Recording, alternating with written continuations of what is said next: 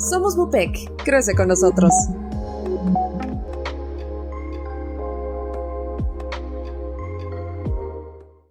Buenos días a todos, bienvenidos. En esta mañana tenemos de parte de la Academia Nacional de Medicina temas muy interesantes impartidos por expertos, en donde la temática va a ser la medicina personalizada. En primer lugar, contaremos con la presencia del maestro Guillermo Ruiz Argüelles. En segundo lugar, la doctora Claudia Mendoza Pinto. Y en tercer lugar, el doctor Aurelio López Colombo.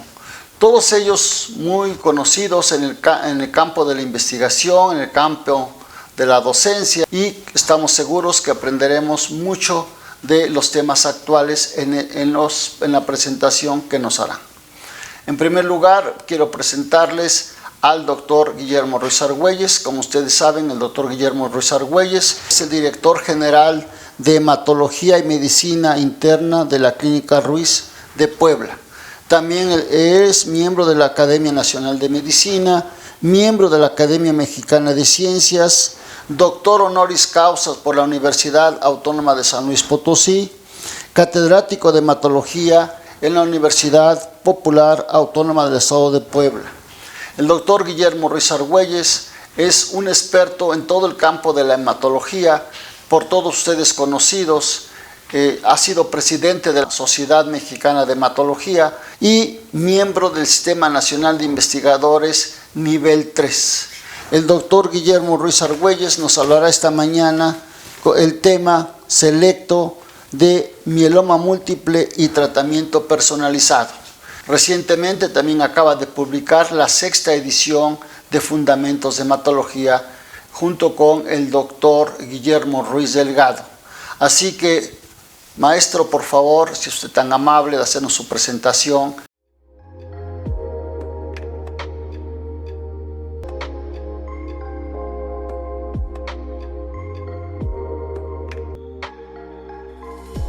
Somos Mupec, crece con nosotros.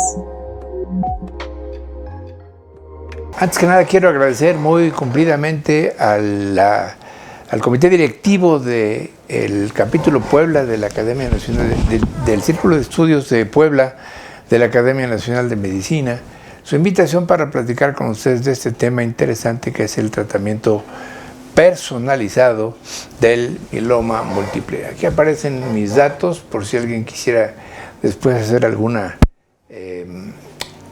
consideración adicional, con mucho gusto puedo atenderlos. Voy un poco a platicarles de la historia de la Clínica Ruiz en el mieloma múltiple entre 1978 y 2021. Miren ustedes, esta foto fue tomada en el año de 1979. Mi padre era entonces el director de los laboratorios clínicos de Puebla. Aquí está mi abuelo, su padre, que fue quien fundó la Clínica Ruiz. Aquí estoy yo, y aquí está mi hijo Guillermo, que actualmente también es internista y hematólogo. Mi abuelo murió meses después de esta fotografía. Memo acababa de nacer. Es la única fotografía en la que médicos de 4 generaciones aparecen al mismo tiempo. En el año de 1978 es importante para la cuestión de los mielomas, porque fue el año en el que mi padre hizo la primera publicación de mieloma múltiple.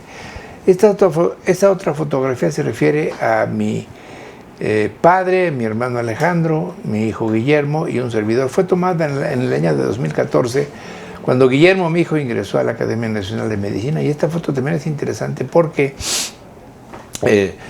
muestra a miembros de una misma familia de 3 generaciones, todos miembros de la Academia Nacional de Medicina. Es interesante señalar que es la única familia en la historia de la medicina mexicana en la que coinciden al mismo tiempo miembros de 3 generaciones de la Academia Nacional de Medicina. El libro de Fundamentos de Hematología, cuya 6ª edición está a punto de comenzar a distribuirse en el país, incluye también un capítulo que hizo mi padre junto con mi hermano Alejandro Ruiz Argüelles, en el que habla de los padecimientos inmunoproliferativos malignos. Esta foto fue tomada en el año de 1983, cuando yo, después de haber terminado mi entrenamiento en hematología, Me fui a la Clínica Mayo, estoy aquí con el doctor Robert Kyle, quien, como ustedes saben, es la gente probablemente más conocida por su aporte al conocimiento del mieloma múltiple. Yo estuve trabajando con Bob Kyle un tiempo y aquí aparece Bob Kyle al centro, era entonces el jefe del departamento de hematología, y otros personajes importantes en la historia del mieloma, como son Mori Gertz, que está aquí, el doctor Philip Ripe, que ya falleció, aquí está John Garton, John Lost y Tom Witzig. Aquí estoy yo también en esa ocasión. Les comentaba que el 78 fue importante en la historia del mieloma en la Clínica Ruiz, porque mi padre escribió el primer artículo de mieloma múltiple en el país, en el que se distribuía, se señalaba la distribución de clases y tipos de cadenas pesadas y ligeras en 182 casos. Mi padre tenía entonces el laboratorio Ruiz, y en este laboratorio había muestras de muchos lugares de la República, y entonces él juntó 182 mielomas e hizo esta publicación. Después yo, cuando estuve en la Clínica Mayo, estuve trabajando con el doctor Kyle, como les decía, y hice esta publicación en la que demostré por primera vez en el mundo que los linfocitos en la sangre periférica de los pacientes con mieloma tienen antígenos de células plasmáticas. También cuando estuve trabajando ya describí este anticuerpo monoclonal, que es reactivo con un subgrupo de células plasmáticas humanas, y también me involucré en esta publicación del Mayo Clinic Proceedings con el doctor San Miguel sobre los marcadores de superficie celular en mieloma múltiple. Ya aquí en México, en la Clínica Ruiz, hice algunas aportaciones, como son esta descripción de que la macroglobulinemia de Waldenström es infrecuente en mestizos mexicanos. Esta publicación, hecha en el año 2004, hace 17 años, refiere 20 años de experiencia en una sola institución con el tratamiento de pacientes con mieloma múltiple. En esta otra publicación, mi hijo Guillermo y David Gómez Rangel describen que la gammopatía monoclonal de significado indeterminado es infrecuente en México. Y luego hicimos por ahí algunas aportaciones sobre trasplantes de células hematopoyéticas autólogas en mieloma, utilizando melfalán oral versus melfalán endovenoso. Y también, junto con mi hijo Guillermo, hice alguna colaboración sobre la predisposición genética para las gammopatías monoclonales. Es claro que el mieloma es en México menos frecuente que en otros lugares del mundo. Describimos también, mi hijo y yo, este método simplificado para llevar a cabo trasplantes de células hematopoyéticas en mieloma múltiple, que se ha convertido ya en un referente clásico en muchos lugares del mundo, incluidos la Clínica Mayo.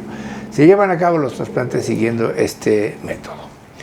También hace algún tiempo se describieron estas guías mexicanas para diagnosticar y tratar al paciente con mieloma múltiple, y hemos hecho algunas colaboraciones sobre el contenido de DNA en los pacientes con mieloma múltiple como factor pronóstico.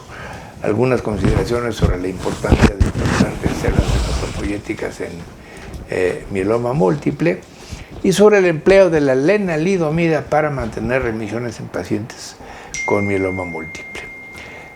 También describimos hace algún tiempo que la amiloidosis es infrecuente en México en comparación con países caucásicos, y también pudimos demostrar que en algunos casos con mieloma graves, refractarios, resistentes al tratamiento, el tratamiento con el trasplante de médula ósea halogénica puede ser de utilidad. Aquí también describimos que el carfilzomib, utilizado en dosis baja, puede ser útil para sujetos que tienen mieloma múltiple que ya han sido muy tratados con anterioridad.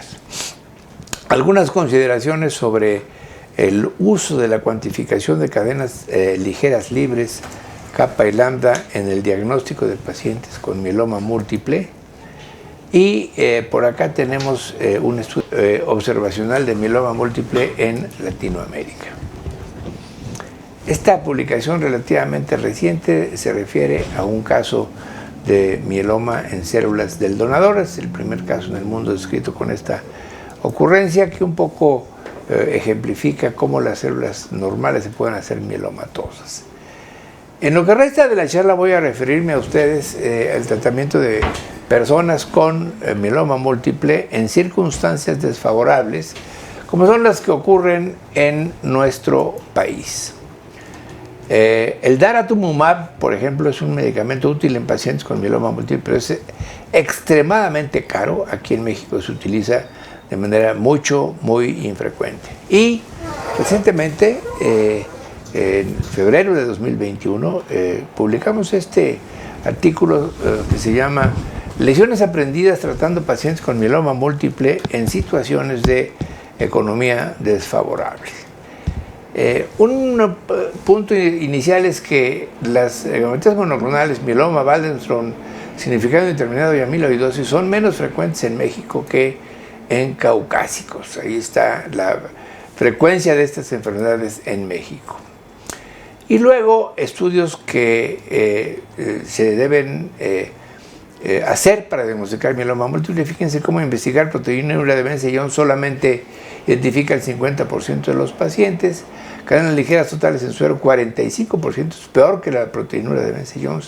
Y realmente el mejor estudio para diagnosticar mieloma múltiple es cadenas ligeras libres en suero, en donde hay necesidad siempre de llevar a cabo este estudio.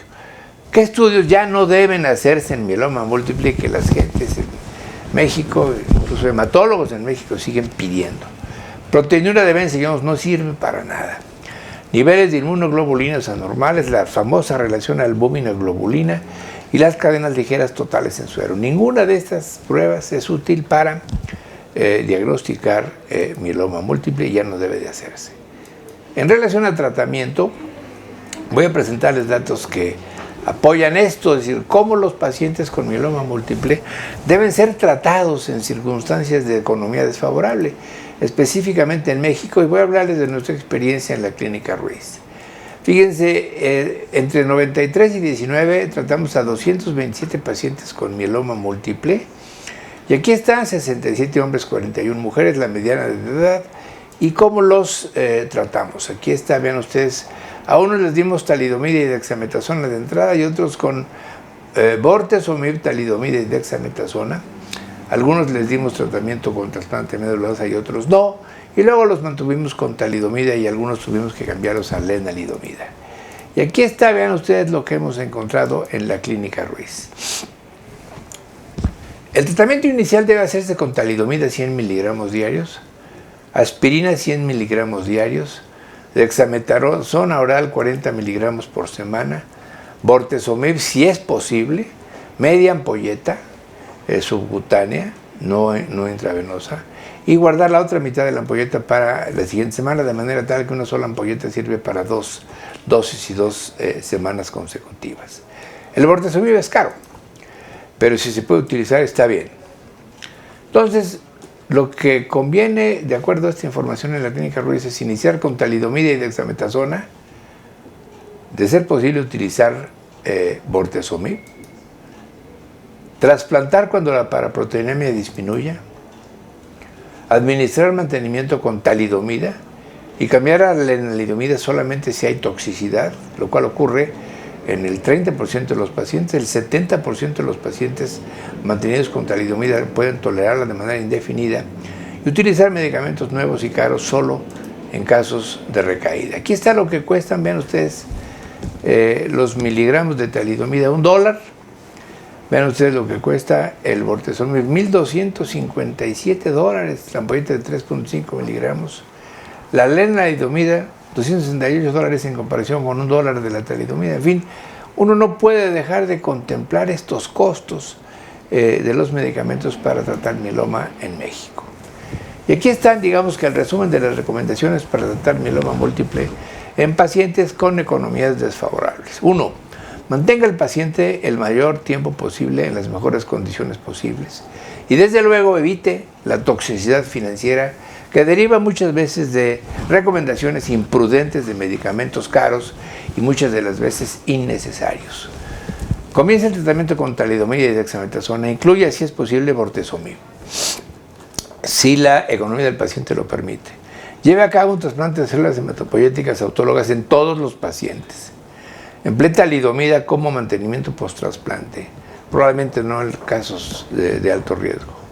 Siga al paciente con electroforesis de proteínas y determinación de cadenas ligeras libres. use las drogas nuevas solamente en casos de enfermedades refractarias o recaídas y no olvide el tratamiento de soporte como es la aspirina y otros medicamentos más. Entonces, la recomendación final de esta ponencia del tratamiento personalizado del mieloma múltiple es esta de KISS, que es Keep It Simple, Stupid. Y aquí hay una muestra de un beso muy famoso que está en San Diego, California, ahí a la orilla del mar, muy cerca de México. Una fotografía de mi familia, a quien le dedico esta presentación, que siempre me ha apoyado para llevar a cabo mis investigaciones y publicaciones. Aprovecho esta imagen para darle al doctor García Carrasco una vez más mi agradecimiento por su gentil invitación para platicar con ustedes de este tema. Y a todos aquellos a quienes me escuchan les agradezco mucho su atención y su paciencia. Muchas gracias.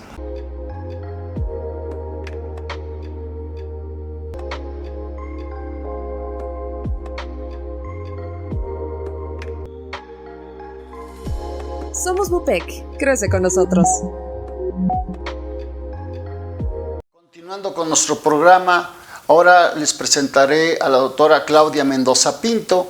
La doctora Claudia Mendoza Pinto es un especialista en reumatología, trabaja actualmente en la unidad de investigación del Hospital de Especialidades UMAE y ella es investigadora titular B. La doctora Claudia Mendoza Pinto además es miembro de la Academia Nacional de Medicina y pertenece al Sistema Nacional de Investigadores Nivel 2. También es profesora de reumatología en la Facultad de Medicina de la Benemérita Universidad Autónoma de Puebla. El tema que nos presentará esta mañana es lupus eritematoso sistémico y su tratamiento personalizado. Adelante, doctora Claudia, por favor.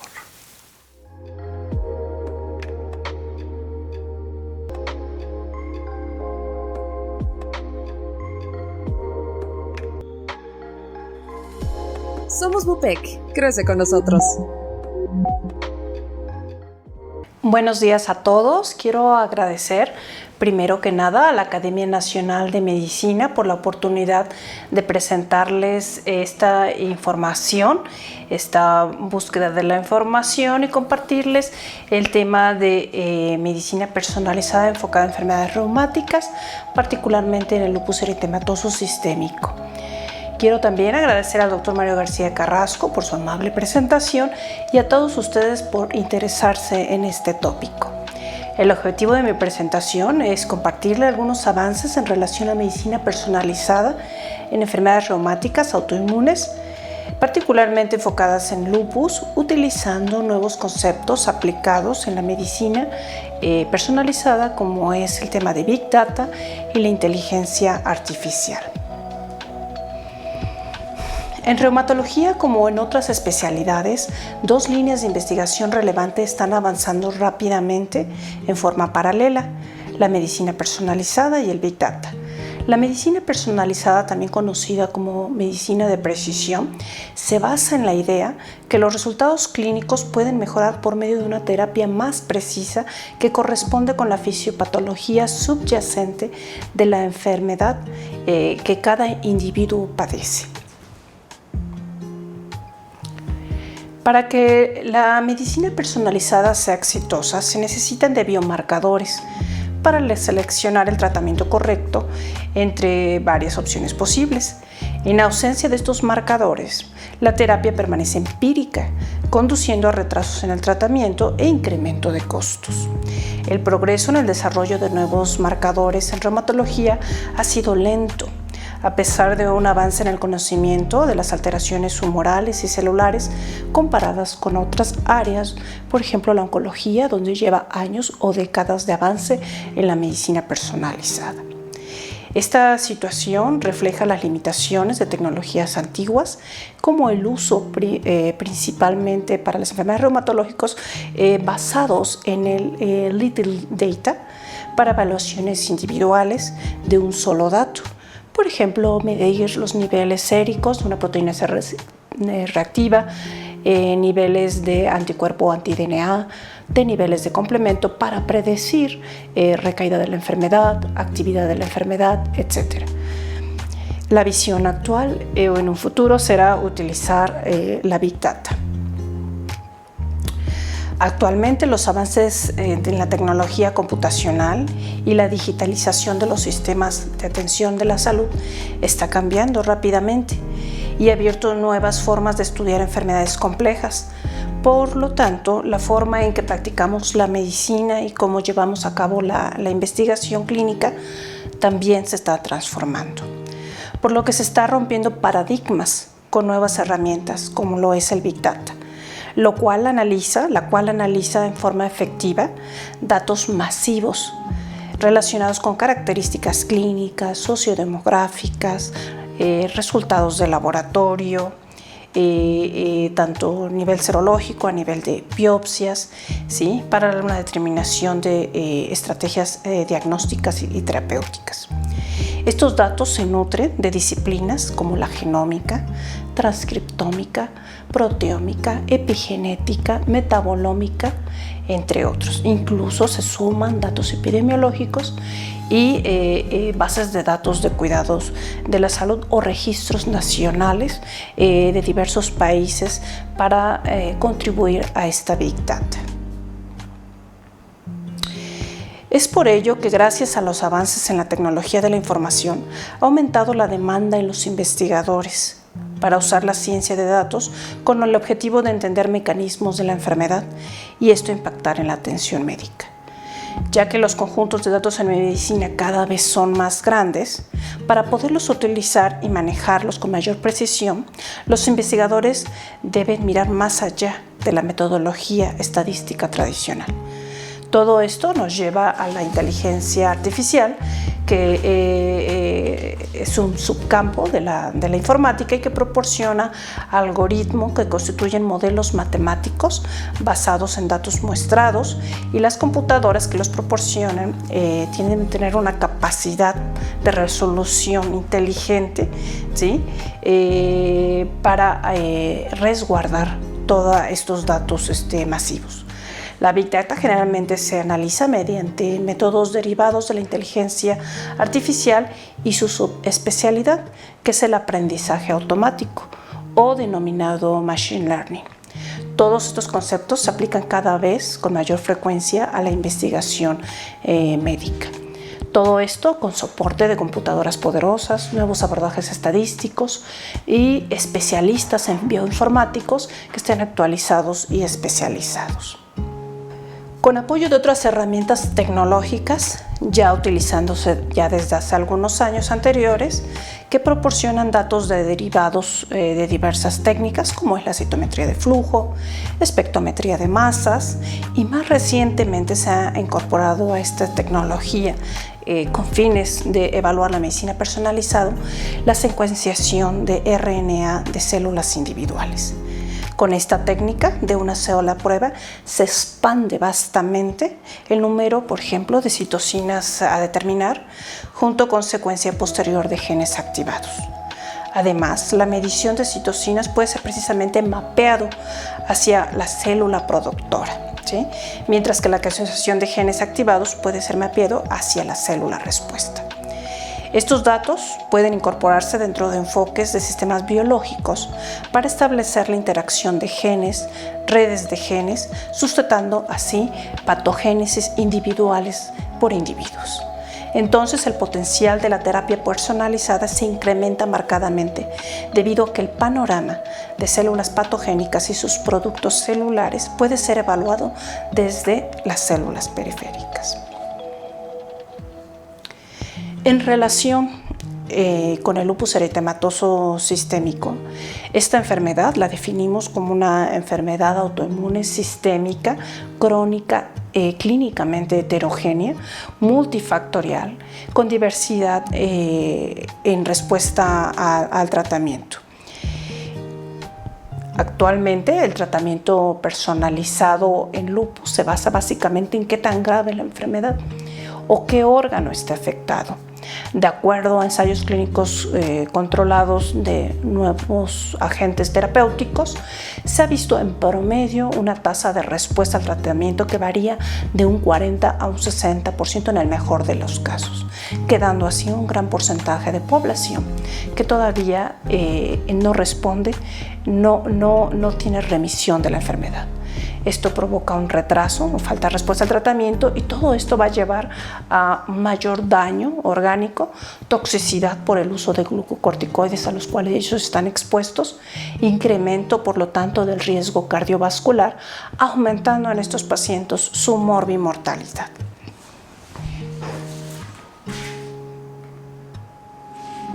Ante estos dilemas, en lupus, dos grandes proyectos se han generado en los últimos años con el fin de encontrar marcadores para estratificar en pacientes con lupus y permitan aplicar una medicina de precisión en un futuro. Probablemente existan proyectos que se están desarrollando o se desarrollarán en los siguientes años.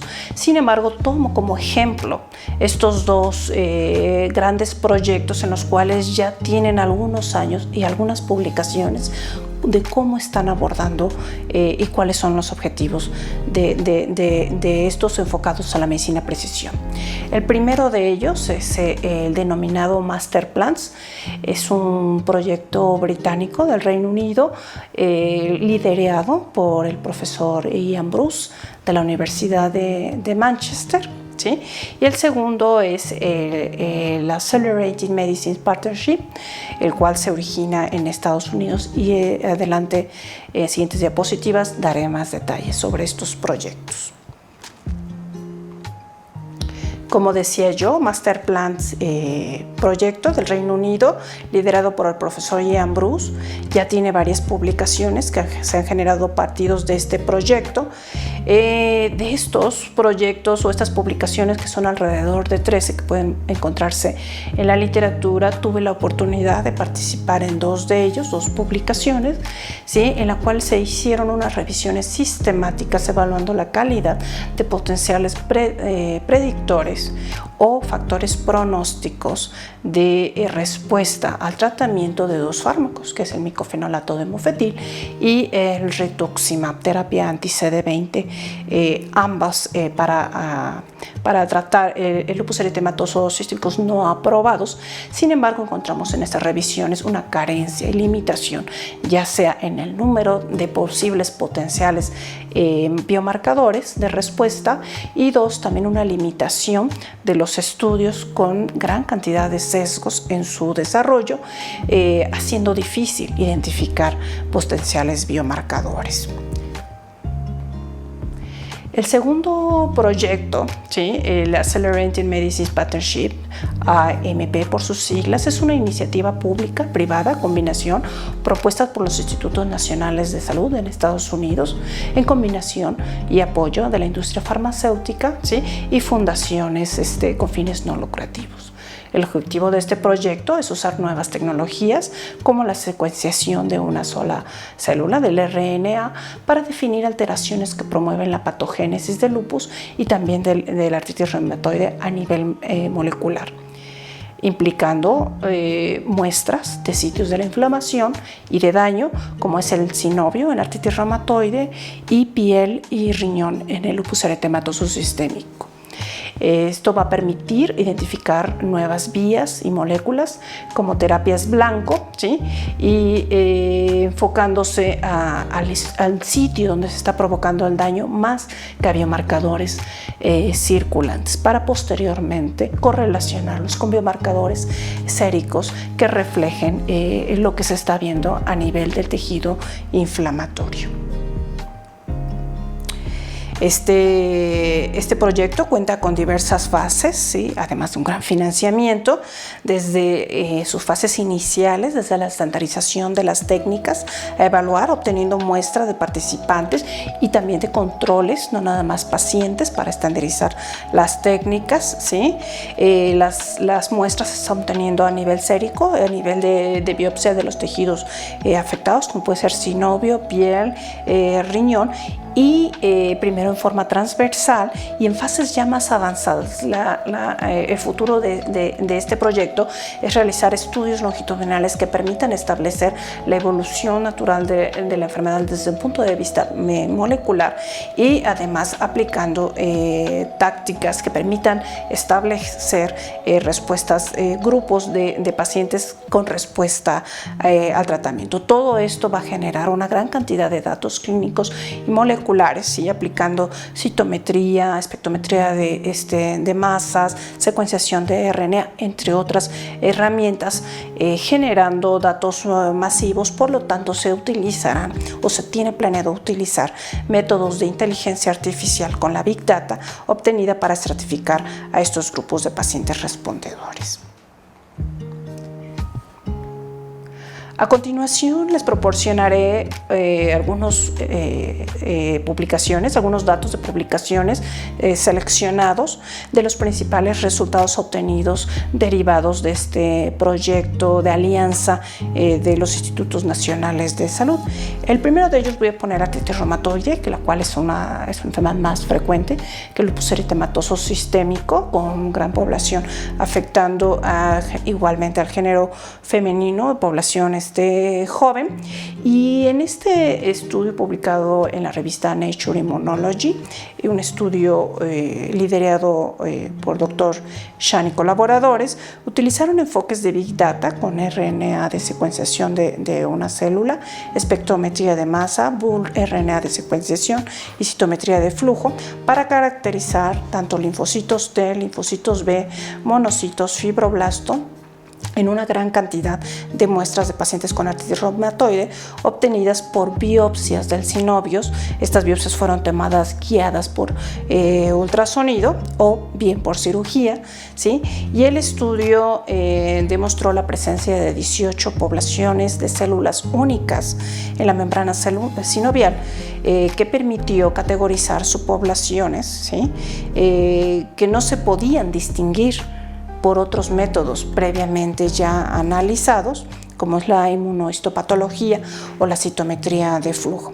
Además, es importante destacar que el uso de citometría de masa y transcriptómica mostraron la expansión de varios tipos de células en la membrana sinovial y analizando también su correlación con citocinas proinflamatorias y con datos de actividad de la enfermedad. Esto en estudios transversales. Falta esperar los resultados de estudios longitudinales.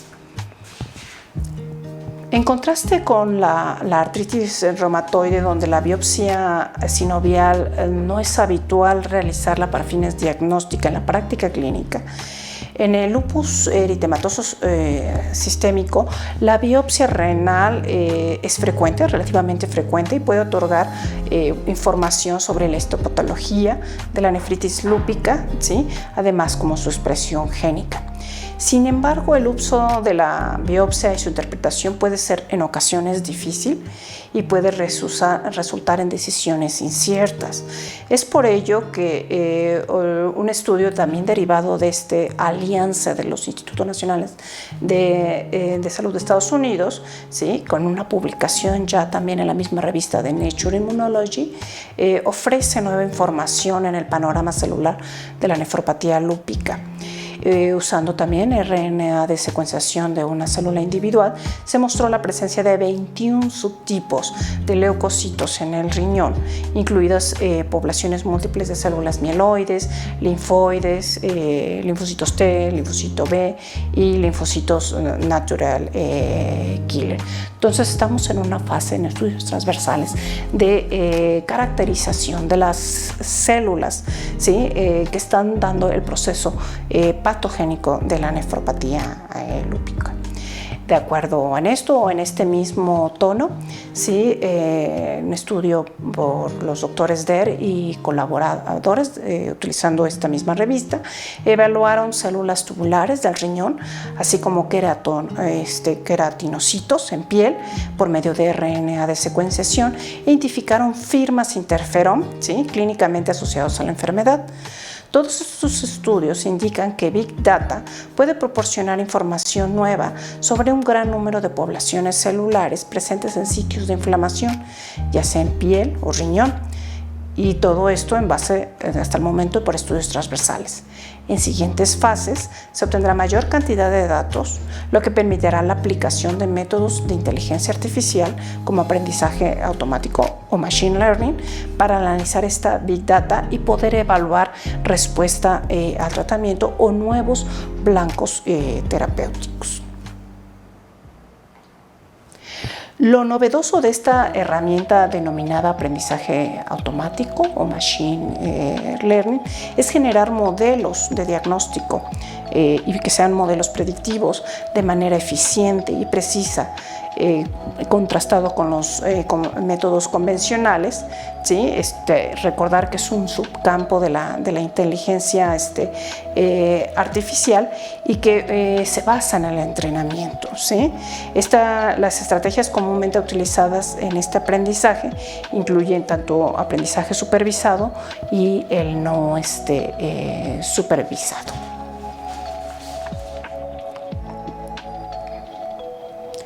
Existen ya ejemplos de aplicación de estas técnicas de inteligencia artificial en el área de reumatología, ¿sí? Ya con algunas publicaciones que se pueden encontrar en los últimos 3 años aproximadamente a la fecha, ¿sí? En el cual también la aplicación de estas tácticas, estas estrategias, ha permitido identificar marcadores séricos urinarios en diversas enfermedades reumáticas como la artritis reumatoide, ¿sí?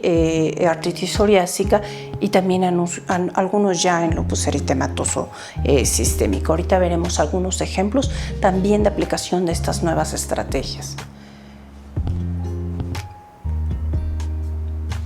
Aquí tenemos en un estudio evaluando 161 pacientes, los investigadores desarrollaron un nuevo esquema de estratificación usando análisis computacional, ¿sí? Y combinando datos clínicos y datos radiográficos para identificar tipo de lesiones radiográficas más allá de una interpretación clínica que no está libre de imprecisiones.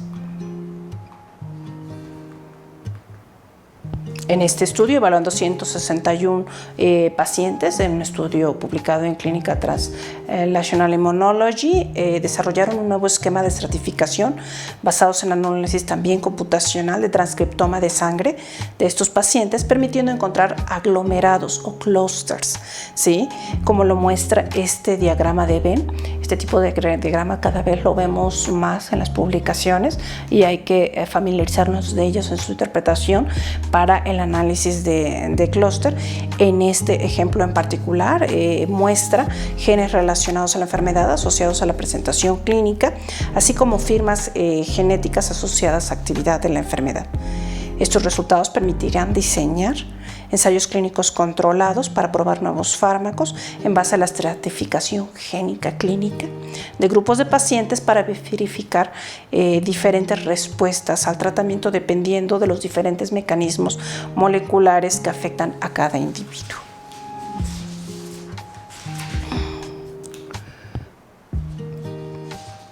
Otro de los avances aplicando también la inteligencia artificial y el Big Data en medicina desde hace algunos años, ¿sí? Y ya con enfoque también en la reumatología, es un tema denominado reposicionamiento de fármacos, que es en el proceso en el cual un fármaco quizás ya aprobado para una enfermedad dada pueda reutilizarse en base a su mecanismo de acción y en base al conocimiento nuevo patogénico de otras enfermedades diferentes a la cual fue dirigido, expandir y por medio de bancos de información de farmacogenómica, ¿sí? Ver nuevos fármacos para nuevas enfermedades. En el siglo pasado se caracterizó por los esfuerzos intensos de la academia y de la industria farmacéutica para introducir nuevos tratamientos a individuos con enfermedades reumáticas, autoinmunes, inflamatorias, en ocasiones pidiendo prestado tratamientos de otras enfermedades reumáticas, ¿sí? Y utilizarlas en otra diferente.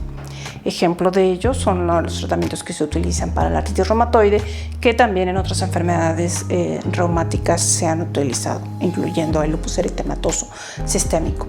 Sin embargo, a pesar de compartir algunas manifestaciones clínicas y alteraciones inmunológicas, la patogénesis de cada una de estas enfermedades y sus fenotipos varía grandemente entre ellas, ¿sí?, haciendo limitado el entendimiento de su etiología, lo que posiblemente el reposicionamiento de medicamentos, que sería muy complejo aplicarlo sin ayuda de la inteligencia artificial. Desde hace un siglo aproximadamente ha habido diferentes maneras de reposicionamiento, inicialmente por medio de la serendipia, ¿sí?, como la historia de la medicina nos los ha venido mostrando, y desde los años 90, desde esa década aproximadamente, la mayoría de las terapias biológicas se han desarrollado para una o varias enfermedades reumáticas autoinmunes, y después se ha probado en diferentes enfermedades con diversos grados de éxito o de respuesta. En las últimas 2 décadas, el reposicionamiento ha sido dirigido de acuerdo a la evidencia, caracterizada por enfoques basados en firmas genéticas, ¿sí?, que otorga la biología molecular y la genómica. Además, muchas de estas estrategias basadas emplean modelos computacionales y aprendizaje automático o machine learning para integrar múltiples recursos de datos. Entonces es posible que más allá de generar nuevos fármacos, algunos que ya están, que son parte integral de la terapéutica de diversas enfermedades, conociendo más mecanismos de biología molecular en las enfermedades autoinmunes, así como los mecanismos de acción de estos fármacos, permita conocer si algún individuo o grupo de individuos sea susceptible de tener respuesta al tratamiento de acuerdo a sus propias características genómicas, transcriptómicas y obviamente también un fenotipo clínico, y permita también un avance y un aporte por medio del reposicionamiento de medicamentos también al avance de la medicina personalizada. Con esto finalizo esta parte, no sin dejarles también muestra de algunos estudios ya publicados. Aquí podemos ver sus diversos títulos de ya y de algunos datos, de alguna información ya enfocada a la medicina de precisión o medicina personalizando, basado también en Big Data o inteligencia artificial o Machine Learning, ¿sí?, en diversos escenarios de enfermedades reumáticas autoinmunes. Por ejemplo, el síndrome de Sjögren, ¿sí? Está también la aplicación en diversos tipos de artritis, no nomás la artritis reumatoide, la artritis psoriásica, por ejemplo, y también se ha visto y pueden encontrar ustedes ya información en enfermedades sistémicas autoinmunes, también como la esclerosis sistémicas. Aquí simplemente doy una muestra, hay más información, hay más publicación y cada vez veremos más en los siguientes meses y en los siguientes años. Entonces, sí les pido estar expectantes a esta nueva información, a cómo se va a dirigir la medicina, y esto repercutirá obviamente en la práctica clínica. No sin antes olvidar que los métodos utilizados hasta ahora requieren de una reevaluación de esas tácticas, ¿sí?, desde el punto de vista metodológico y también desde el punto de vista ético. ¿Sí? Utilizar la inteligencia artificial, utilizar la Big Data, requieren de reglas por instancias expertas en ética, de una revisión constante y generación de guías que les permitan a los investigadores hacer un uso apropiado de esta información para que puedan tener una proyección en la práctica clínica.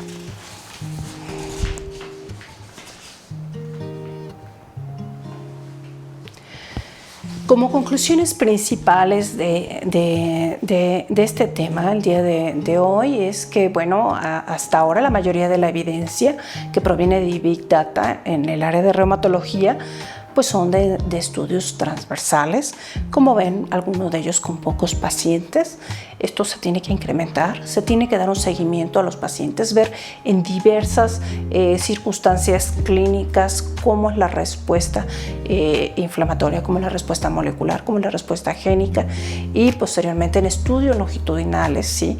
También evaluar estas propiedades fenotípicas y funcionales con diversos múltiples poblaciones celulares. En estudios longitudinales también permitir la respuesta al tratamiento, probablemente la aplicación de esas estrategias y estratificación de grupos o clúster o aglomerados, y estratificar en los ensayos clínicos controlados, ¿sí? Y ver la respuesta al tratamiento de nuevos fármacos o de los ya conocidos, ¿sí? Si hay una respuesta diferente de acuerdo a estos nuevos clúster identificados desde el punto de vista molecular.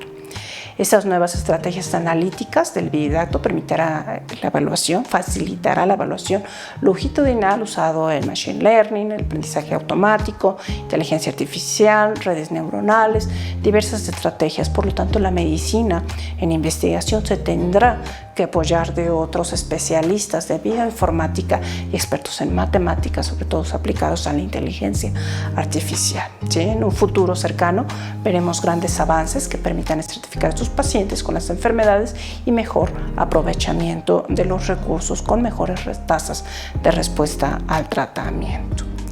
No me quiero despedir de ustedes, no sin antes agradecerles primero a ustedes su atención prestada. Espero que haya sido de su interés, que sigan al pendiente de los nuevos avances, ¿sí? Y también agradecerle al equipo con el cual colaboro y que sin ellos pues toda esta información generada y el trabajo que hemos generado no sería posible, ¿sí? A nivel de compañeros, reumatólogos, ¿sí? Administrativos y también, ¿por qué no?, a nuestros estudiantes que son también piedra angular en la motivación de seguir adelante, tanto en la investigación y en la difusión de conocimiento. Mi correo electrónico es cmp-26@yahoo.com.mx. Por si hubiera alguna inquietud, alguna duda, con mucho gusto pueden escribirme a este correo electrónico, ¿sí? Y compartirme alguna duda y yo responderle en la brevedad. Nuevamente agradezco a todos su atención.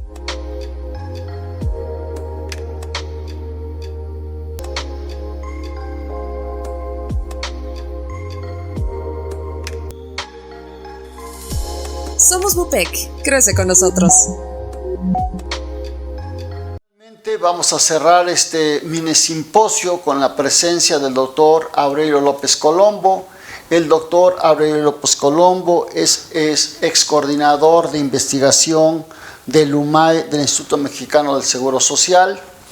Además es catedrático de gastroenterología en la Universidad de las Américas Puebla y miembro del Sistema Nacional de Investigadores Nivel 1. El doctor Aurelio nos impartirá el tema de trastornos funcionales gastrointestinales y la medicina personalizada.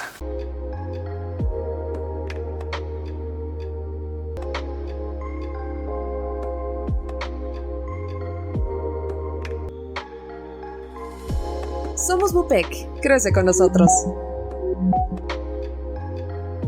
Hola, soy Aurelio López Colombo, soy gastroenterólogo, endoscopista de la ciudad de Puebla y quiero agradecer a la Academia Nacional de Medicina, particularmente en la persona del doctor Mario García Carrasco, académico, por la invitación para platicar o charlar con ustedes de medicina personalizada en trastornos funcionales gastrointestinales. Bueno, primero quiero decirles que el conocimiento nos ha permitido que ahora también nombremos a lo que tradicionalmente llamábamos trastornos funcionales gastrointestinales como trastornos de la interacción cerebro-intestino. Históricamente, estos trastornos funcionales gastrointestinales, caracterizados precisamente por presencia de síntomas en los que no se encontraba evidencia de daño estructural, pues han estado por mucho tiempo con los seres humanos. Es posible que haya modificaciones en su frecuencia.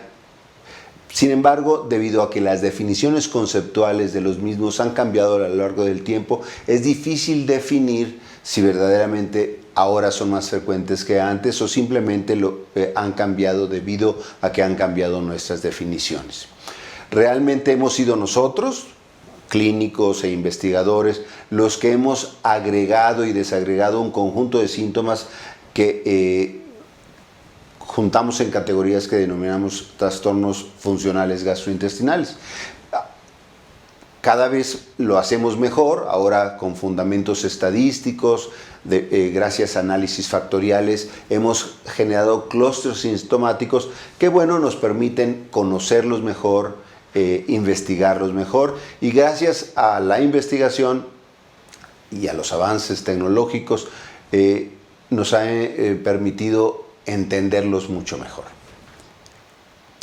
Este es el modelo conceptual propuesto por un grupo de expertos internacional denominado el Comité de Roma de los trastornos funcionales gastrointestinales. Vemos en este modelo conceptual que lo condicionan alteraciones en la vida temprana, aspectos genéticos, culturales y ambientales. También factores psicosociales están involucrados en la génesis de estos trastornos funcionales, como el estrés, los rasgos de personalidad, el apoyo social. Y esto, mediado por la interacción del cerebro y el intestino, ya sea a través de el sistema nervioso central o el sistema nervioso entérico, condiciona modificaciones del algunos aspectos fisiológicos, como son motilidad, sensibilidad visceral, que aunado a alteraciones en la microflora, intolerancias alimentarias y posiblemente también inflamación de bajo grado, condicionan síntomas específicos que denominamos trastornos funcionales gastrointestinales, ahora trastornos de la interacción cerebro-intestino, que además en cada individuo tienen resultados muy particulares dependiendo de aspectos culturales como es solicitud de atención médica, características de la vida diaria, costos de salud, etc. Los trastornos funcionales gastrointestinales son varios. La última publicación que clasifica estos trastornos acepta 8 categorías, 6 para adultos y 2 para pediatría, y sería imposible platicar de todos ellos en esta charla, por lo que he seleccionado muy particularmente uno de estos trastornos funcionales gastrointestinales que se encuentra en la categoría de trastornos intestinales, que es el síndrome de intestino irritable. Este nos va a servir de muestra para hablar de medicina personalizada en los trastornos funcionales gastrointestinales. Esto es lo que hoy conocemos como síndrome de intestino irritable. Esta es la definición o el concepto. Síndrome de intestino irritable es un trastorno funcional gastrointestinal en el cual el dolor abdominal recurrente se asocia con alteraciones de la defecación o cambios en el hábito intestinal. Los cambios en el hábito intestinal están típicamente presentes y pueden ser o estreñimiento o diarrea o una mezcla de estos, y así como la presencia de distensión abdominal, que también es muy frecuente. Los trastornos funcionales gastrointestinales se consideran alteraciones crónicas, es decir, para que estemos considerando el diagnóstico de síndrome de intestino irritable, se debe pensar que estos síntomas debieron haber empezado al menos 6 meses antes, pero además deben estar presentes en los últimos 3 meses para que podamos pensar en síndrome de intestino irritable. Este es el síndrome de intestino irritable como lo entendemos hoy. Es diferente de lo que se entendía hace 30, 40 o 50 años. Los primeros criterios positivos que trataron de describir el síndrome de intestino irritable son de la época del Dr. Manning, los criterios de Manning, y bueno, son diferentes a lo que hoy entendemos por síndrome de intestino irritable. ¿Qué tan frecuente es el síndrome de intestino irritable, este trastorno funcional que vamos a tomar hoy como ejemplo? Bueno, este metaanálisis, revisión sistemática y metaanálisis de la literatura, nos muestra la prevalencia global. En este se incluyeron 80 estudios que tuvieran al menos 50 individuos. Entre estos 80 estudios se consideraron más de 260,000 individuos y se incluyeron, para considerar el diagnóstico de síndrome de intestino irritable, cuestionarios específicos para el proyecto, también criterios de Manning, criterios de Roma 2, criterios de Roma 3, que no son los últimos, pero este metaanálisis incluyó todos esos. Encontró una prevalencia global del 11%, sin embargo, pues, los resultados fueron bastante heterogéneos, en algunos lados 4%, en otros casi 50% de presencia de síndrome de intestino irritable, pero digamos que de manera global 11%. En la mayor parte de los estudios predominó el género femenino y a mayor edad o la edad mayor de 50 años parecía ser un factor de protección, es decir, es una entidad que es mucho más frecuente o se asocia a personas jóvenes entre 20 y 50 años. No existieron diferencias en niveles socioeconómicos. Esto es lo que nos describe este metaanálisis de los doctores Lovell y Ford, publicado en el 2012. Sin embargo, ya tenemos información muy nueva. De hecho, en esta publicación, que ya está disponible en el PubMed de la revista Gastroenterology, participamos por México el doctor Max Schmulson y yo en este trabajo. Este trabajo presenta la prevalencia mundial y el peso que significan los trastornos funcionales gastrointestinales, y particularmente la diferencia de esto con lo publicado previamente y que les acabo de presentar es que en este estudio global, este estudio se realizó con los nuevos criterios de Roma 4, los que les presenté publicados en el 2016 en el Gastroenterology. Estos son los países que participaron. Ustedes verán en azul aquellos países donde la encuesta, utilizando estos criterios de Roma 4, fue a través de Internet. En amarillo, aquellos donde fue en visitas domiciliarias y encuestas cara a cara. Y en verde, aquellos países donde se realizó tanto en Internet como en visitas domiciliarias. En México, la encuesta fue llevada a cabo a través de Internet. Y estos son los resultados. Estoy seleccionando específicamente los de nuestro país, donde ustedes pueden ver que la prevalencia de síndrome de intestino irritable, utilizando los nuevos criterios de Roma 4, son del 4%, es decir, 4% de la población padece de síndrome de intestino irritable, y estos criterios parecen ser mucho más específicos, quizá menos sensibles que los criterios de Roma 3 que ustedes ven en la siguiente columna, en el cuadro en amarillo, donde utilizando un subgrupo de pacientes contestó el cuestionario también con Roma 3 y la prevalencia utilizando los criterios de Roma 3 es mayor. Esto nosotros también lo trabajamos en un estudio epidemiológico que se llevó a cabo en Tlaxcala, y ahí encontramos que la prevalencia de síndrome de intestino irritable, utilizando criterios todavía anteriores, los de Roma 2, también fue mucho más alta, del 16%, es decir, que los criterios de Roma 4 parecen ser más específicos para el diagnóstico clínico que los de Roma 3 y los de Roma 2. Algo relevante es que el síndrome de intestino irritable tiene un impacto importante en la calidad de vida de los pacientes. Incluso un grupo de pacientes ha señalado que sacrificaría parte de su vida por una cura inmediata.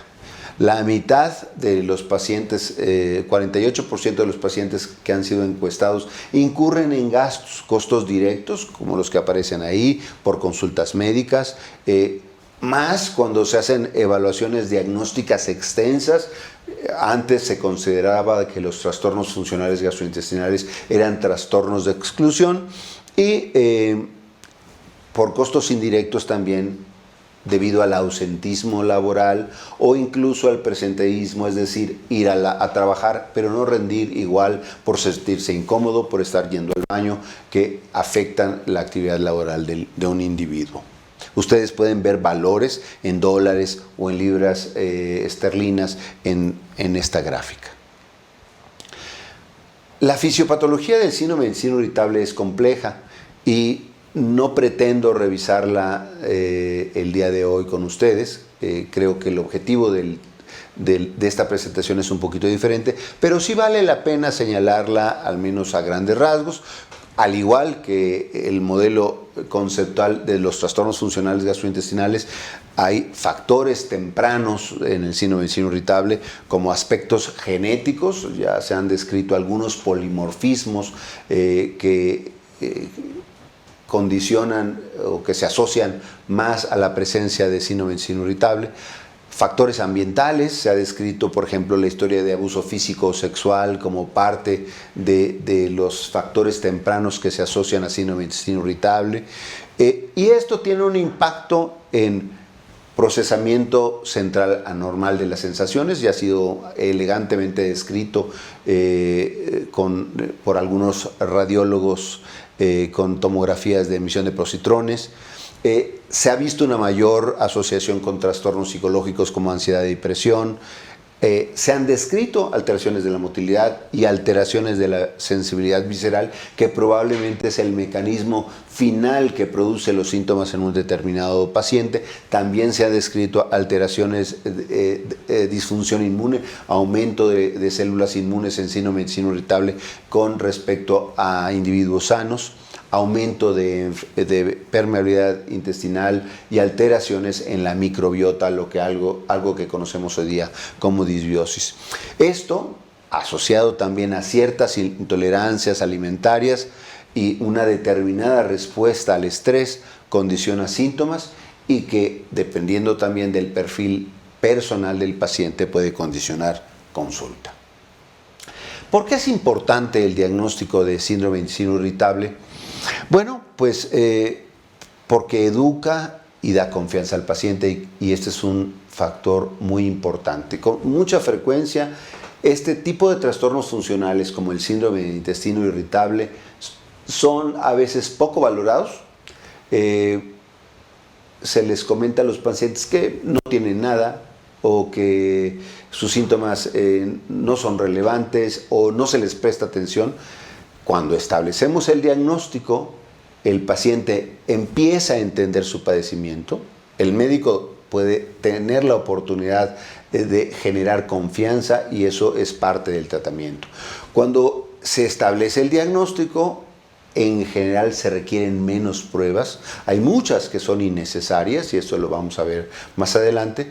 Se puede iniciar el tratamiento apropiado aún con el diagnóstico clínico, como lo veremos, y esto sin duda conlleva una mejoría en la calidad de vida del paciente, reduce costos y reduce riesgos, sobre todo de estudios invasivos que pueden tener algún tipo de complicación. ¿Cómo hacemos el diagnóstico positivo de síndrome del intestino irritable? ¿O cómo hacemos el diagnóstico de síndrome del intestino irritable el día de hoy? Bueno, sin duda empleando criterios diagnósticos, que son estos, los criterios de Roma 4, son los actuales. Y aquí el dato pivote que tiene que estar presente para el diagnóstico es la presencia de dolor abdominal. Fíjese, criterios previos hablaban también de malestar o discomfort. Hoy día los criterios de Roma 4 exigen que el paciente señale que en efecto tiene dolor, porque el malestar o el discomfort son demasiado ambiguos, inespecíficos y no permitían tener mucha claridad. Por eso hoy día se señala que debe haber dolor, el dolor debe ser recurrente y debe presentarse al menos un día por semana, en promedio, aunque generalmente se presenta más veces y debe estar presente en los últimos 3 meses. Este dolor se debe de asociar a alteraciones en la defecación, cambios en la frecuencia de las evacuaciones o cambios en la apariencia de las evacuaciones, como también veremos más adelante que hablemos de los subtipos de síndrome de intestino irritable. Aunque los síntomas señalábamos que tienen que estar presentes en los últimos 3 meses, pero es indispensable o fundamental que hayan iniciado desde hace más tiempo, al menos 6 meses antes. Generalmente los pacientes con síndrome de intestino irritable reúnen estos criterios y generalmente vienen incluso a años después de haber iniciado sus síntomas.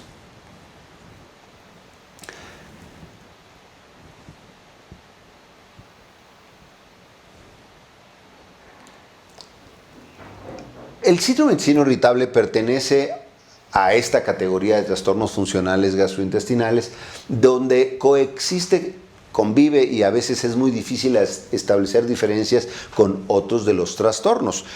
Señalemos estreñimiento funcional, functional constipation en inglés.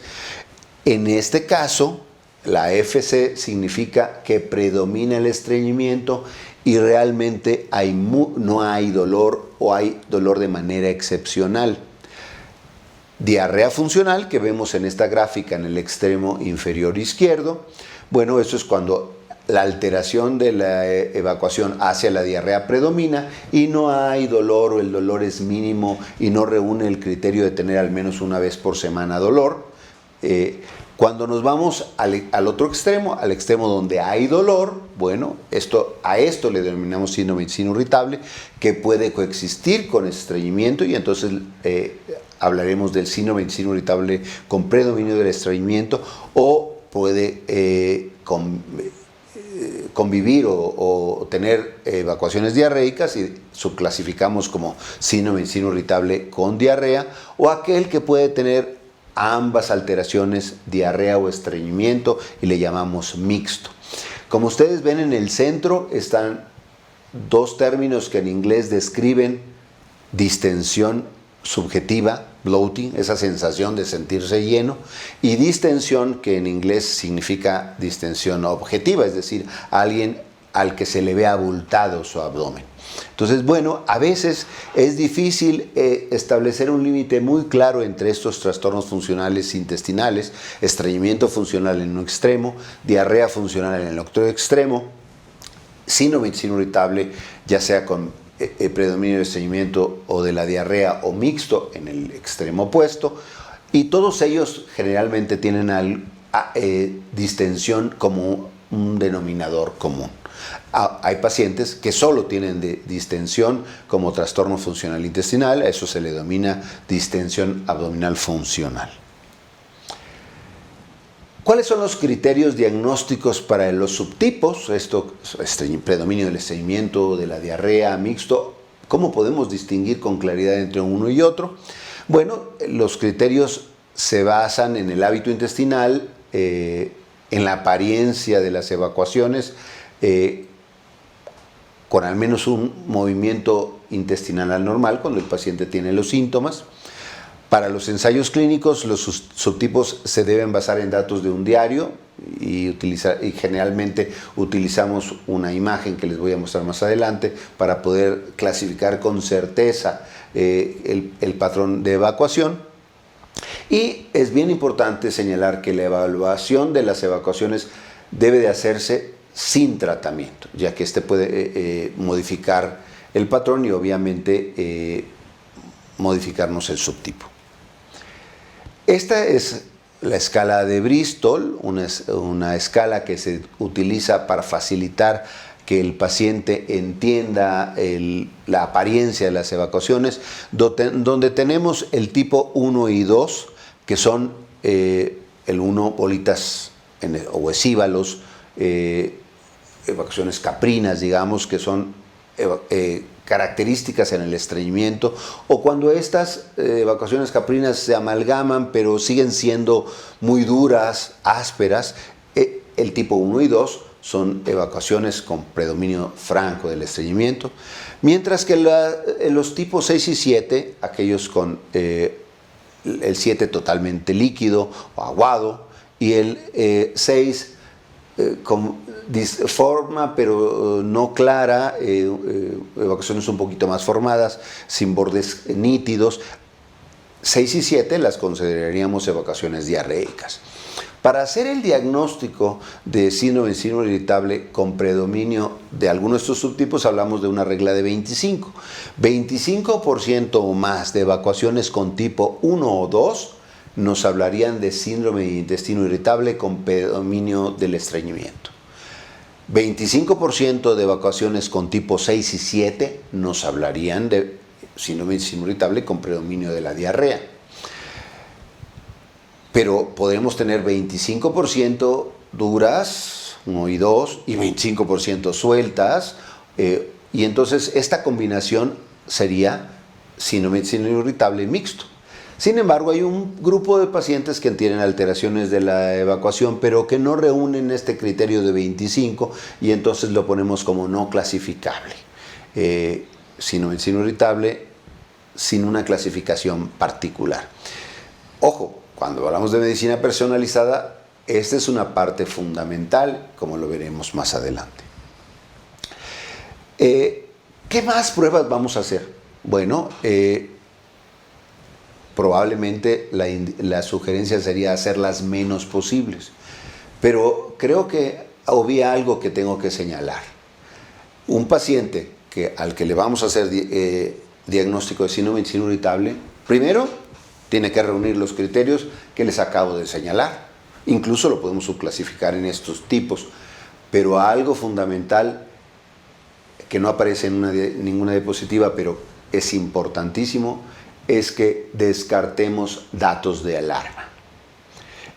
Cuando descartamos datos de alarma y se reúnen criterios positivos, la posibilidad de estar ante un paciente con síndrome de intestino irritable es muy alta, es sensible y además bastante específico, pero cuando hay alguien que ha perdido peso de manera inexplicable, alguien que tiene anemia o hemorragia, esos pacientes no tienen síndrome de intestino irritable y hay que buscar una causa. Perdón, los que tienen hemorragia no tienen síndrome de intestino irritable. Los que tienen pérdida de peso, una proporción de pacientes puede ser síndrome de intestino irritable que por las molestias deciden comer menos. Sin embargo, ya estamos obligados a hacer una evaluación diagnóstica muy particular y diferente. En cambio, en un paciente joven, entre 20 y 50 años de edad, que es precisamente donde se presenta con mayor frecuencia el síndrome de intestino irritable, sin ningún dato de alarma, con un trastorno de larga evolución, muy probablemente se va a beneficiar muy poco de hacer pruebas. A veces hacemos pruebas básicas como una biometría hemática que nos permite descartar anemia, evaluamos sedimentación globular o proteína C reactiva como marcadores genéricos de inflamación y particularmente en aquel grupo de pacientes con síndrome de intestino irritable y predominio de la diarrea, la calprotectina fecal nos podría sugerir enfermedad inflamatoria intestinal cuando está elevada y particularmente cuando medimos cuantitativamente esta prueba y entonces ese grupo en el que saliera positiva estaría indicado hacer una evaluación diferente como por ejemplo colonoscopía. La verdad es que no todos los pacientes requieren pruebas y si hablamos de jóvenes, la mayor parte de los pacientes no requieren pruebas y sin duda no se requiere una colonoscopía en todos los pacientes. Este es el rendimiento diagnóstico de una colonoscopía en pacientes con síndrome de intestino irritable y en controles sin síndrome de intestino irritable. La presencia de adenomas incluso parece ser mayor en controles que en pacientes con síndrome de intestino irritable. La presencia de pólipos hiperplásicos es semejante entre ambos grupos. La presencia de adenocarcinoma colorectal, cáncer de colon, es semejante en ambos grupos.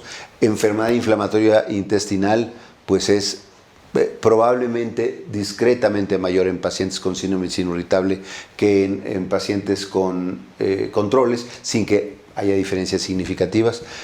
Y colitis microscópica, que particularmente sería diagnóstico diferencial en pacientes con síndrome de intestino irritable y diarrea, tampoco parece haber una diferencia entre controles y pacientes con síndrome de intestino irritable. quizá solo cuando segregamos el grupo de pacientes con síndrome de intestino irritable y predominio de la diarrea. Entonces, sin duda, hacemos colonoscopia en pacientes de 50 años o más por otras causas. Son pacientes con riesgo promedio y por lo tanto debemos tamizarlos para cáncer de colon por edad, pero no necesariamente por la presencia de síndrome de intestino irritable o síntomas de síndrome de intestino irritable. Esta es la probabilidad preprueba de enfermedad orgánica en individuos con síndrome de intestino irritable comparados con la población general, y como ustedes verán, la posibilidad preprueba es prácticamente igual en los pacientes con síndrome de intestino irritable que en los controles, y más bien parece haber una mayor frecuencia de cáncer de colon y recto en pacientes controles asintomáticos. Este es un algoritmo publicado por el Comité de Roma, pero traducido al español y publicado también en la Revista Mexicana de Gastroenterología, donde señala que pacientes con dolor abdominal recurrente asociados con alteraciones del hábito intestinal, bueno, son candidatos para el diagnóstico de síndrome de intestino irritable. Se hace una historia clínica y psicosocial y una exploración física, y se buscan particularmente en estos indicadores de alarma. Si no existen, pues se considera hacer estudios limitados o incluso no hacer estudios. Si no se identifica ninguna alteración, se hace el diagnóstico positivo de síndrome de intestino irritable, se evalúa la consistencia de las heces, particularmente usando esta escala que denominamos de Bristol, y hacemos el diagnóstico de síndrome de intestino irritable, ya sea con predominio del estreñimiento, mixto de la diarrea o no clasificable en algunos casos. Cuando en alguno del tamizaje limitado que hacemos aparece alguna alteración, bueno, entonces a lo mejor haremos pruebas específicas. Ahí aparecen algunos de los diagnósticos diferenciales, de ellos también podremos hablar en un rato más. Por otro lado, si hay indicadores de alarma positivos, ahí sí siempre tendremos que hacer colonoscopía, análisis de sangre, incluso biopsias duodenales si sospechamos, por ejemplo, de enfermedad celíaca. Estos son los no solo diagnósticos diferenciales, sino con los que puede haber sobreposición. Por ejemplo, estreñimiento funcional. Señalábamos que a veces establecer el límite entre síndrome de intestino irritable y estreñimiento funcional es difícil. Un grupo de pacientes con estreñimiento tienen además algo que denominamos disinergia del piso pélvico, que es una alteración del mecanismo de la defecación y que puede coexistir o puede ser un diagnóstico diferencial con el síndrome de intestino irritable. Enfermedad inflamatoria intestinal, enfermedad celíaca, colitis microscópica, intolerancias alimentarias, diarrea funcional en el otro extremo o incluso cáncer de colon son diagnósticos que pueden ser diferenciales o pueden coexistir con síndrome de intestino irritable. Pasemos al tratamiento. ¿Cuál es el objetivo del tratamiento en síndrome de intestino irritable? Bueno, se recomienda un tratamiento integral dirigido a la mejoría global de los síntomas y a mejorar la calidad de vida del paciente con un adecuado perfil de seguridad. Este es el ideal, así lo señala la Revista Mexicana de Gastro en una de sus publicaciones de guías y consensos, que en este caso particular sobre síndrome de intestino irritable. La relación médico-paciente es ya una parte del tratamiento y han sido evaluados esto que se denomina reassurance en inglés, o un mensaje positivo, darle tranquilidad al paciente, y se sabe que tiene un efecto positivo en el tratamiento. Entonces, educación sobre el padecimiento es una parte del tratamiento. Que el paciente entienda su padecimiento sin duda condiciona la mejoría ya de síntomas. Ha sido evaluado que la combinación del mensaje positivo con que mejora significativamente la autopercepción sobre la incapacidad de las actividades diarias, mejora el estado del paciente. Existen dietas o cambios en el estilo de vida que puedan ayudarnos. Bueno, sin duda lo que sabemos es que los alimentos son un estímulo común para presentar síntomas y sin duda algún paciente dice, doctor, como esto y me inflamo, me duele. Es importante, por lo tanto, conocer qué cosas le afectan al paciente. El paciente puede llevar su diario y a veces, más que comentárnoslos a nosotros, el que el mismo paciente lo identifique ya es una ventaja. Ciertas comidas, como la comida grasosa, se ha descrito que desencadenan más síntomas, dietas que incluyen muchos carbohidratos que no se absorben fácilmente, esos aumentan síntomas, y alimentos que provocan gas, precisamente este grupo de carbohidratos no absorbibles son convertidos por la microbiota y se genera gas. Y bueno, vamos a hablar de dieta muy particularmente. Hay un estudio pequeño que muestra que la actividad física ofrece mejoría de los síntomas y esto probablemente mediado por algunos neurotransmisores. Pero voy a señalarles dos dietas que son importantes, que es importante conocer. Una dieta FODMAP que propuso originalmente un grupo australiano. FODMAP es un acrónimo en inglés de fructo, oligosacáridos, disacáridos, monosacáridos y polioles, eso significa FODMAP. Estos azúcares no absorbibles que a veces son fermentados por las bacterias y pueden generar mayor gas. Bueno, estos autores originalmente en Australia y luego a lo largo del mundo hay varios ensayos que demuestran que una dieta baja en estos azúcares no absorbibles, una dieta restringiendo los FODMAP, ofrece mejoría de los síntomas comparado con la dieta común típica australiana. Bueno, esto ha sido reproducido en varios estudios, sin embargo, debemos de ser muy cuidadosos porque esta dieta de exclusión debe de ser vigilada por un nutriólogo porque si no puede condicionar alteraciones nutricionales serias y no es una dieta que vaya a ser para siempre. Es una dieta que se restringe un grupo de alimentos durante un mes. Después de eso se prueba la reintroducción de diferentes grupos hasta identificar cuáles son los grupos que más alteran a un individuo en particular y esos son los fármacos los alimentos que finalmente pueden considerarse para eliminar en un individuo en particular. Sin embargo, hay algunos estudios que señalan que la dieta que tradicionalmente el médico le da al paciente es igualmente efectiva que la dieta FODMAP, que es mucho más estricta y difícil de llevar. Entonces, bueno, esto nos ha llevado a reflexionar sobre la verdadera utilidad de la dieta FODMAP, ya que no es una dieta fácil y tiene también sus riesgos. Riesgos también tiene, por ejemplo, quitar el gluten en pacientes sin enfermedad celíaca que señalan que se sienten incómodos con el consumo de trigo y que esto les genera síntomas. Algunos estudios han demostrado que posiblemente una dieta sin gluten pueda mejorar los síntomas en un subgrupo de pacientes, pero algunos autores han demostrado que no necesariamente es el gluten como tal, sino que se debe a que aquellos que eliminan el gluten normalmente están eliminando también están llevando a cabo una dieta FODMAP, es decir, restringiendo azúcares de cadena corta y por lo tanto probablemente el efecto benéfico más que por la sensibilidad al gluten sea por la dieta FODMAP como tal.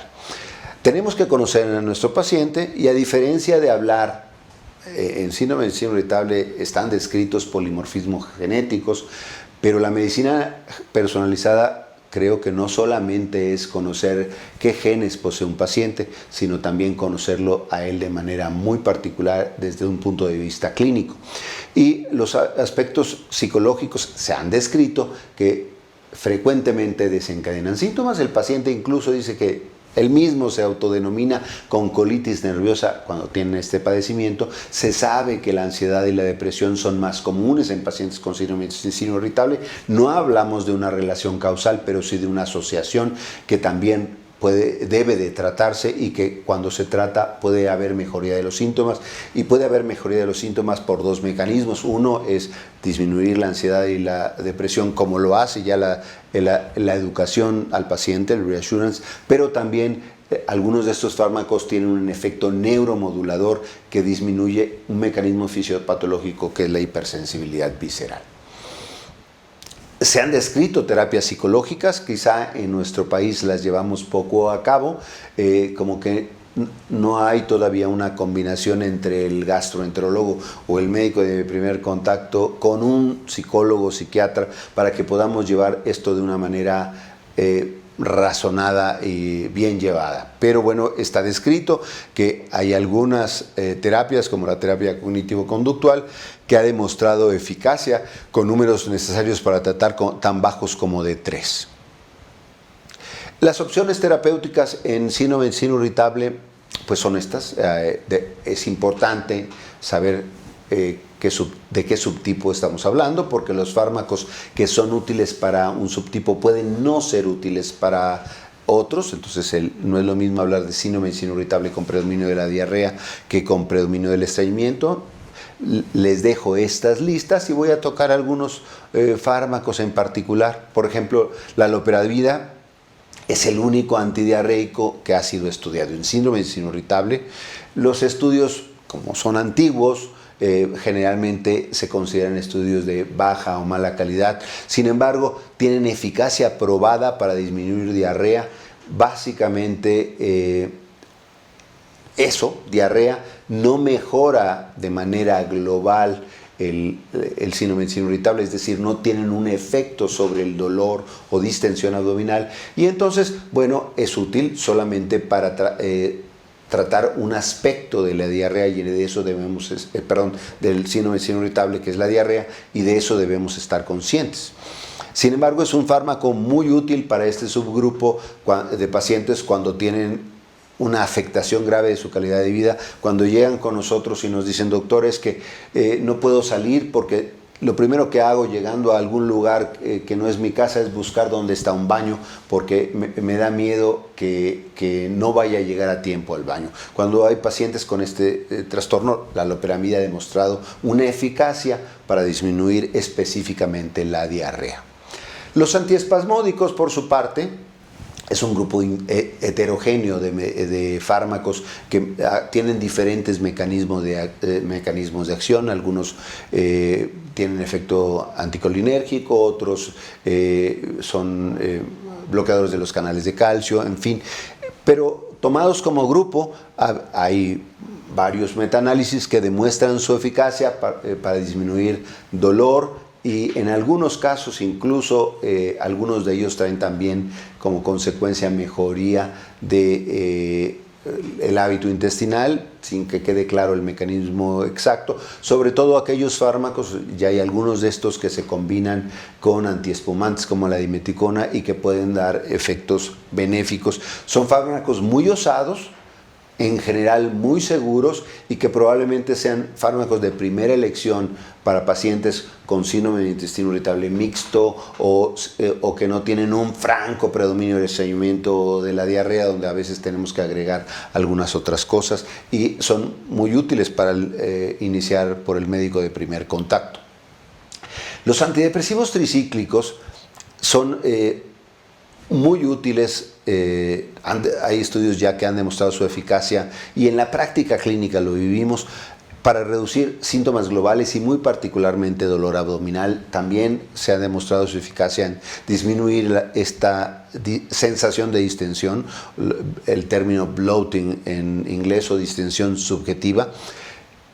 Los tricíclicos, por su efecto anticolinérgico, causan estreñimiento, entonces debe uno ser cauteloso. No es el fármaco ideal para el paciente con síndrome de intestino irritable con predominio del estreñimiento, pero puede ayudar muchísimo al paciente con síndrome de intestino irritable con predominio de la diarrea. A veces lo que nos limita son sus efectos adversos.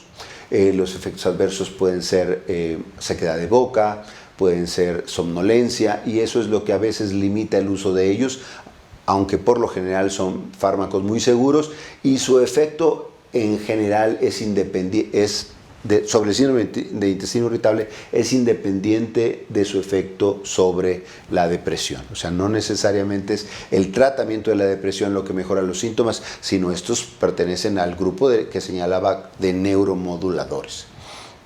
Los probióticos, bueno, están ahí. Generalmente muchos pacientes ya llegan incluso automedicados con probióticos. Desafortunadamente la evidencia científica no es tan sólida y sí se han descrito que algunas cepas específicas han ofrecido mejoría global en algún subgrupo de pacientes, particularmente algunas cepas para intestino irritable con predominio de la diarrea, otros con predominio del estreñimiento. El número necesario para tratar en este metaanálisis afortunadamente es bueno, 7, pero a veces me quedo con la duda si realmente son fármacos que usamos como monoterapia para resolver el problema. Generalmente terminamos combinándolos con otros fármacos y con otras estrategias. Los serotoninérgicos han sido estudiados para el síndrome de intestino irritable. Los antagonistas de la 5-hidroxitriptamina han demostrado, por ejemplo, alocetrón, que nunca llegó a nuestro país, ser útil en pacientes con síndrome de intestino irritable con predominio de la diarrea. En nuestro país carecemos de estos fármacos para este subgrupo en particular, entonces terminamos haciendo combinaciones de otros fármacos, pero este fármaco, el alocetrón, probó ser eficaz para el manejo del dolor, de la distensión y la diarrea, muy particularmente en mujeres con síndrome de intestino irritable y con predominio de la diarrea. Desafortunadamente, parece condicionar un riesgo aumentado de colitis isquémica y por eso no se comercializó en muchas partes del mundo. Sigue existiendo como un fármaco de rescate con ciertos criterios en los Estados Unidos. Algunos fármacos que fijan ácidos biliares han sido también útiles en pacientes con síndrome de intestino irritable con predominio de la diarrea.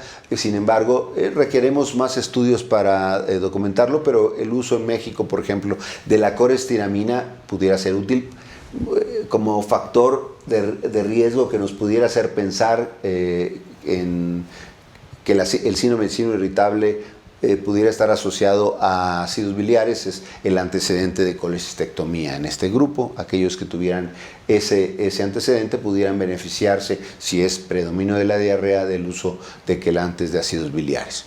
La rifaximina es un antibiótico de uso luminal que ha demostrado ser eficaz para el control global del síndrome de intestino irritable, es decir, hablo de dolor, distensión y particularmente en los grupos con predominio de la diarrea o mixtos, no en el grupo de síndrome de intestino irritable con predominio del estreñimiento.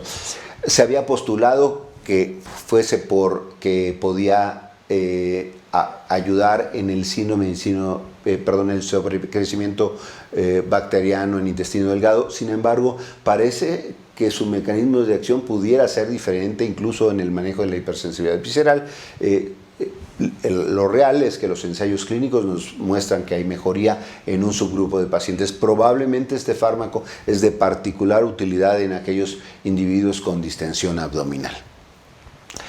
La eluxadolina es otro fármaco para síndrome de intestino irritable con predominio de la diarrea que no tenemos en México. Es un agonista mioopioide con baja absorción sistémica y que sus efectos para disminuir dolor y aumentar la consistencia de las heces fueron superiores a placebo. Hay descrito un porcentaje bajo de asociación a pancreatitis por espasmo del esfínter de Oddi, que son menos del 1%, pero nada despreciables. Todavía no contamos con este fármaco en nuestro país. El sildenafil, vámonos al otro extremo, ya hablamos del síndrome de intestino irritable con predominio de la diarrea, ahora hablemos del síndrome de intestino irritable con predominio del estreñimiento. Semejante que es la loperamida para el síndrome de intestino irritable con predominio de la diarrea, donde mejora solamente el síntoma diarrea, El cicloimplantago es útil para el manejo del estreñimiento, pero no para la mejoría global de los síntomas, y además pudiera exacerbar distensión y flatulencia en algunos pacientes. Finalmente es algo semejante al uso de azúcares no absorbibles que generan gas porque son fermentados por algunas bacterias en algunos casos. Para el síndrome de intestino irritable con predominio del estreñimiento, recientemente contamos con los secretagogos como la lubiprostol y la linaclotide, que nos han demostrado que son útiles para la mejoría global de síntomas, es decir, mejoran dolor, distensión y diarrea.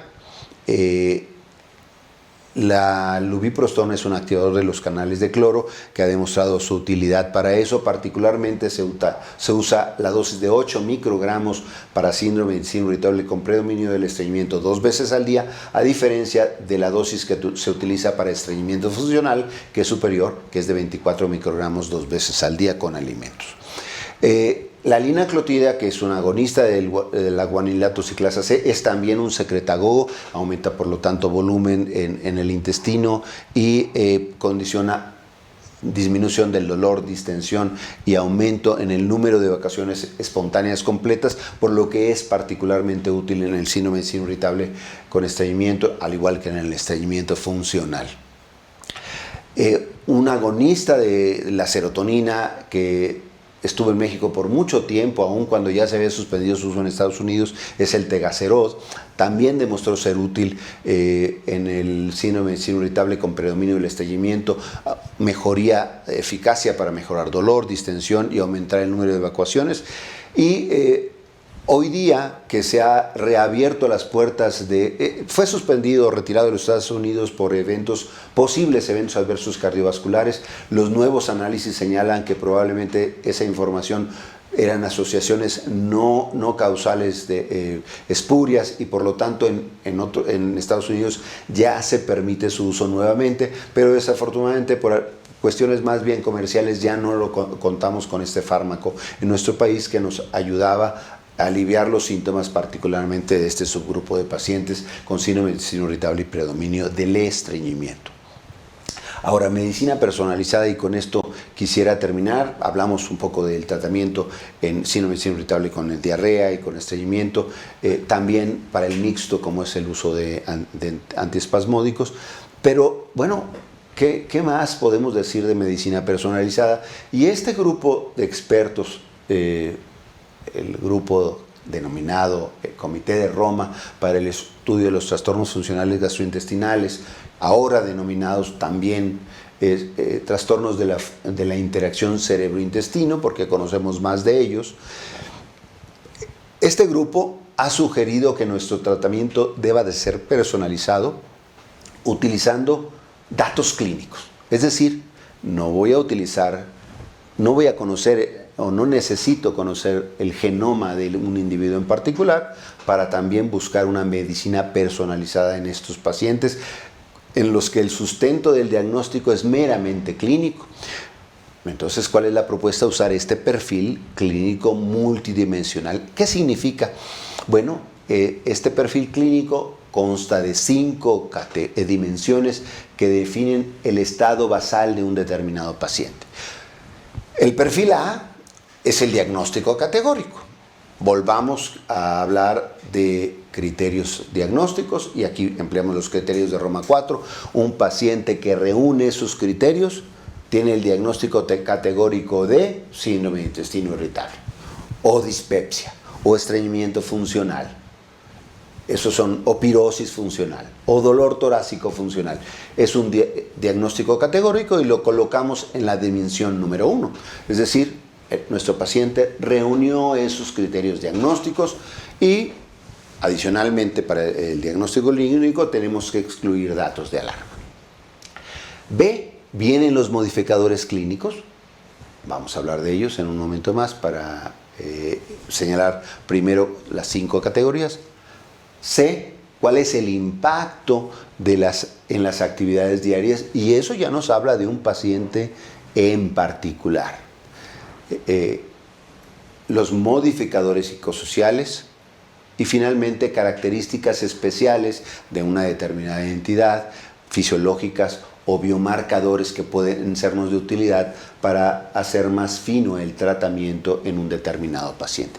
Vamos a ver el ejemplo. Esto puede ser aplicable para todos los trastornos funcionales gastrointestinales, pero vamos a tomar el ejemplo de síndrome de intestino irritable. Tenemos entonces criterio, primera dimensión, se establece de acuerdo a los criterios de Roma y a la ausencia de trastornos de alarma, de datos de alarma, el diagnóstico de síndrome de intestino irritable. Dimensión número 2. ¿Qué modifica este diagnóstico? Bueno, hay síntomas adicionales o podemos catalogar en subtipos, sí, en síndrome de intestino irritable. Podemos hablar de síndrome de intestino irritable con predominio de la diarrea, del estreñimiento mixto, donde la distensión es el síntoma predominante, donde el dolor es muy frecuente o no tan frecuente. Todo esto, claro, debe estar el dolor como dato pivote. Todo esto forma parte de los modificadores clínicos. Ya tenemos en la dimensión 1 el diagnóstico, en la dimensión 2 el subtipo que nos permite escoger cuál fármaco vamos a poder emplear o qué estrategia vamos a poder emplear en un determinado paciente. Por ejemplo, algo que no hablé en los mecanismos fisiopatológicos, pero se sabe que una proporción de pacientes que sufren una infección grave por Yersinia, Campylobacter, Salmonella o Shigella puede desarrollar algo que denominamos síndrome de intestino irritable postinfeccioso. Y en este subgrupo, pues particularmente ha sido útil el uso de rifaximina o de probióticos o de neuromoduladores. Entonces, este modificador clínico nos permitiría escoger el fármaco o el tratamiento ideal para este paciente. La presencia del dolor, frecuente o no tan frecuente, no es lo mismo una vez por semana que todos los días, nos permitiría también escoger qué fármaco vamos a utilizar. Entonces, la dimensión 2. En la dimensión 3, esto es importante, ya nos habla de la particularidad del paciente. ¿Qué tanto le afecta a un determinado individuo? ¿Le limita para ir a su trabajo? ¿Se ausenta muchísimo de su trabajo? ¿O no? ¿O es un paciente que lo tolera y podemos incluso hablar de gravedad de los síntomas o severidad de los síntomas? Hay índices que nos miden severidad de síntomas en síndrome de intestino irritable. O podemos incluso utilizar una escala global muy sencilla, es decir, qué tanto modifica su actividad diaria, nada, poco, moderado o intensamente, y eso nos va a ayudar a definir si necesitamos conjuntar varios fármacos de manera desde el principio o utilizar estrategias que normalmente utilizaríamos al final, como uso de neuromoduladores o terapia cognitiva conductual en un determinado grupo. La presencia de los modificadores psicosociales son otra dimensión, la cuarta dimensión. Sabemos que la ansiedad, la depresión son más frecuentes en pacientes con trastornos funcionales que en individuos sin trastornos funcionales, entonces a lo mejor requieren también manejo. Esta dimensión nos permite buscar otras posibilidades u otras necesidades de nuestro paciente. Y finalmente, modificadores fisiológicos o biomarcadores, probablemente no para síndrome de intestino irritable, o un paciente que tiene síndrome de intestino irritable y se sobrepone a disinergia del piso pélvico, por ejemplo, donde el estreñimiento no es solo por un tránsito lento, sino hay una alteración del mecanismo de la defecación y que se pudiera ver beneficiada por ejemplo, algo que llamamos biorretroalimentación, y que el diagnóstico se hace por manometría anorrectal. Entonces, esto estaría en esta quinta dimensión. Conjuntando estas 5 dimensiones, podemos hablar de un tratamiento personalizado, un tratamiento dirigido a un individuo en particular. Y por lo que creo que cuando hablamos de tratamiento personalizado, sin duda no hablamos exclusivamente de genes o de otras circunstancias que sin duda nos dan pauta para otras entidades, sino también en clínica y modificadores clínicos. Como mensaje, el síndrome de intestino irritable es un trastorno funcional gastrointestinal común. Con los nuevos criterios, los de Roma 4, hablamos de un 4%, que es frecuente, pero probablemente estamos haciendo muy específicos. Pudiera ser que el síndrome de intestino irritable es todavía más común, pero cuando menos esos criterios nos ayudan a que tengamos mucha certeza en el diagnóstico. Los mecanismos fisiopatológicos son múltiples, podríamos dar una charla solo para hablar de alguno de ellos en particular. La clínica, basada en criterios positivos, como los que les mencioné, los de Roma 4 son los actuales, debe guiar nuestro abordaje diagnóstico. El tratamiento, sin duda, debe otorgarse de una manera personalizada de acuerdo a este perfil clínico multidimensional. Muchísimas gracias por su atención. Duda, pregunta, comentario que tuvieran que hacerme es lopez-colombo@yahoo.com.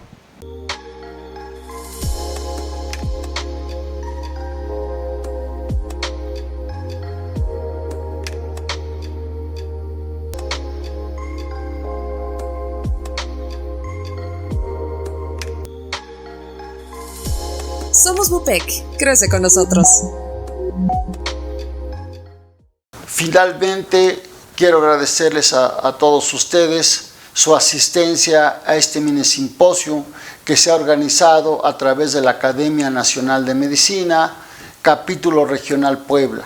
Finalmente, no nos queda más que agradecerles a los ponentes por sus magníficas presentaciones. Muchas gracias.